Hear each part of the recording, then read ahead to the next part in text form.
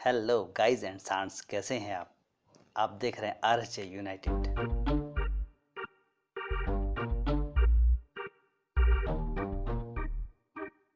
तो अभी हम आपके लिए लेकर के आए हैं कुछ तगड़ी सी खबरें। तो आइए स्टार्ट करते हैं। सबसे पहली जो आज की बड़ी खबर है वो ये है कि गृह मंत्रालय ने अनलॉक 3 की गाइडलाइंस जारी कर दी हैं और इसमें काफ़ी सारी छूट दी गई हैं। अगर आपके डोले लटक गए हैं जिम न जाने की वजह से और एक्सरसाइज ना करने की वजह से, तो अब आप जिम जा सकते हैं, क्योंकि 5 अगस्त से जिम खोले जा सकते हैं और आप अपनी एक्सरसाइज कंटिन्यू कर सकते हैं। रात को बाहर भटकने वाले चमगादड़ रूपी इंसानों के और उल्लू के रूप में भटकने वाले मानवों के लिए भी गाइडलाइंस जारी कर दी गई हैं। वो लोग भी अब रात को भटक सकते हैं और नाइट कर्फ्यू को ख़त्म कर दिया गया है। तो जल्द ही आपको ये रात्रिचर प्राणी बाहर पे घूमते हुए मिल सकते हैं।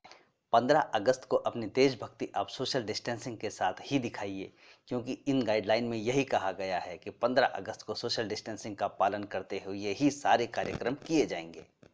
अभी भी आपकी मुंह दिखाई का शगुन नहीं आया है, तो आपको अभी भी मास्क लगा करके ही घूमना पड़ेगा और हाथों में सैनिटाइजर का इस्तेमाल करना पड़ेगा, ताकि आपकी बीमारी आपके घर वालों और आपके परिवार को अफेक्ट ना कर सके। दुआ तो यही है कि आपको भी अफेक्ट ना कर सके। भाई, घूमने फिरने और मस्ती करने के शौकीनों के लिए अभी भी सारे के सारे पर्यटन स्थल फिलहाल बंद हैं और स्टूडेंट्स को खुश होने का एक और मौका है, क्योंकि उनके अभी स्कूल कॉलेजेस नहीं खुलेंगे। इसके अलावा मूवी थिएटर वगैरह भी अभी खोलने की कोई योजना नहीं है। ये सारी की सारी गाइडलाइंस कंटेनमेंट जोन से बाहर के लिए हैं। कंटेनमेंट जोन में नियम विधिवत चलते रहेंगे जो अभी तक चलते आए हैं।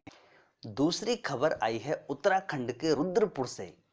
यहाँ पे सीपीयू यानी सिटी पेट्रोल यूनिट के द्वारा एक व्यक्ति के माथे में चाबी गाड़ दी गई। चेकिंग के दौरान एक व्यक्ति के साथ कहासुनी के दौरान सीपीयू यानी सिटी पेट्रोल यूनिट, जो कि पुलिस की ही एक इकाई है, उन्होंने एक व्यक्ति के माथे पे चाबी घोंप दी। आप पहले ये वीडियो देखिए। बोली क्या वारदात क्या हुई थी ये? मैं लेकर आ रहा था उधर से। अच्छा, आप अपनी बाइक लेके आ रहे थे? एकदम आशा उसने मुंह पे ये समारा एकदम से। ये सीपी वाले ने आपके मतलब घुसा मारा है ऐसे करके, चाबी फंसा के? ये कहाँ की बात है? ये पेट्रोल पंप की था, इंदिरा चौराहे पे। इंदिरा चौराहे पेट्रोल पंप की सीपीयू ऑफिस के सामने? हाँ हाँ। ठीक ठीक ठीक। सिटी पेट्रोल यूनिट का गठन शहरों की कानून व्यवस्था सुधारने के लिए किया गया था, लेकिन आए दिन इस यूनिट पर लोगों के साथ दुर्व्यवहार के आरोप लगते आए हैं और इस घटना के बाद एक बार फिर से सवालिया निशान खड़े हो गए हैं। इस घटना के तुरंत बाद मुख्यमंत्री ने इसका संज्ञान लिया और दोषी पुलिसकर्मियों को निलंबित भी कर दिया गया। लेकिन सवाल वहीं के वहीं है कि क्या पुलिस सुधार होगा, और अगर होगा तो कब होगा, क्योंकि पुलिस की बर्बरता अभी भी लोगों के बीच में एक दहशत का माहौल बना देती है। सभी पुलिसकर्मियों को निलंबित कर दिया गया है और इस घटना में सभी दोषियों के विरुद्ध मुकदमा भी दर्ज किया गया है। साथ ही SC/ST एक्ट में भी इनको आरोपित बनाया गया है। हालांकि सोशल मीडिया पे लोगों ने इस बारे में भी काफ़ी टिप्पणियां की हैं कि SC/ST एक्ट लगाना क्या सही है, और इस तरह से एक बार फिर से नई बहस को जन्म दिया गया है कि क्या कानूनों का दुरुपयोग होता है। ये सब तो खैर समय की गर्त में है कि परिणाम क्या निकलता है, लेकिन अभी तो ये है कि सारे के सारे पुलिसकर्मियों को निलंबित कर दिया गया है। तीसरी खबर है मिर्जापुर से। मिर्जापुर के सिकंदरपुरा गांव की घटना है, जहां पे प्राइमरी स्कूल में विद्युतीकरण योजना के तहत खंभे लगाने का कार्य चल रहा है। वहां पर सोते समय रात को एक मजदूर की पैंट में एक कोबरा यानी एक जहरीला सांप घुस गया। इसके बाद उस मजदूर की जब नींद जागी तो वो घबराहट के मारे पहले तो सोचने लगा क्या किया जाए, लेकिन बाद में वो धीरे धीरे उठा और पिलर को पकड़ करके खड़ा हो गया। इसके बाद वो मजदूर 7 घंटे तक वैसे ही बिना हिले डुले खड़ा रहा। अब इस घटना के बाद जब पुलिस को खबर दी गई तो पुलिस प्रशासन मौके पे पहुंचा और 7 घंटे की मशक्कत के बाद जाकर के उस व्यक्ति की पैंट को काट करके उसकी पैंट में से उस सांप को बाहर निकाला गया।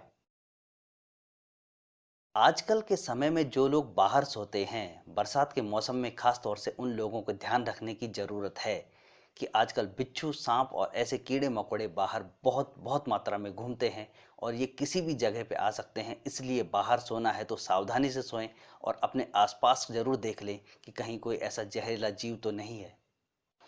और भैया, चौथी खबर है जो लोगों के सीधे दिल पे चोट कर रही है, वो है पबजी बैन। भारत सरकार ने 275 ऐप्स की सूची बनाई है जिसमें उन्होंने पबजी को भी शामिल किया है। ये ऐप्स ऐसी हैं जिनको सरकार जल्दी ही बैन कर सकती है।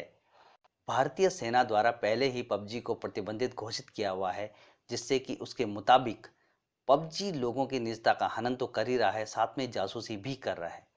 इसके बारे में टेक बर्नर चैनल पे श्लोक ने भी बताया है कि इन्होंने iOS ऑपरेटिंग सिस्टम के माध्यम से पता किया कि पबजी दूसरी डिवाइसेस से कनेक्ट होने की कोशिश कर रहा है।